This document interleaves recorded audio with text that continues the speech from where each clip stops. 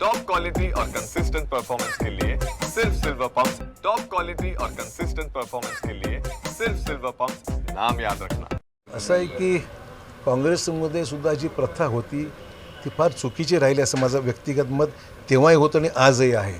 त्यावेळेस राजीनामे जे घेतले गेले, मला असं कुठल्या आधारावर घेतले गेले, म्हणजे विनाकारण कुठल्याही व्यक्तीला बदनाम करून राजीनामे घेणे असं आहे की दोषी असल्यावर कारवाई जरूर करा, पण एखाद्या गोष्टीचे कुठले आरोप कोणी करायचे आणि ते आणि मी स्वतः त्यातून गेलेलो आहे, म्हणून मला म्हणायचं एवढंच आहे की पॉलिटिकली मी कुठल्याही प्रकरणाचा हा विषय घेत नाही आहे।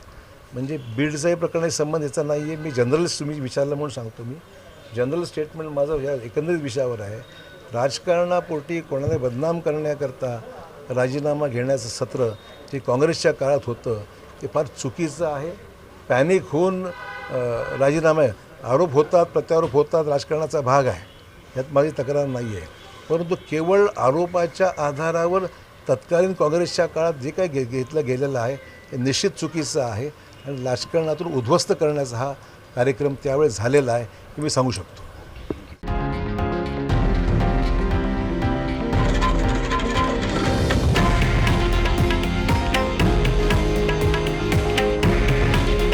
हे आहे देशातील नंबर 1 न्यूज नेटवर्क आणि आपण पाहत आहात TV9 मराठी।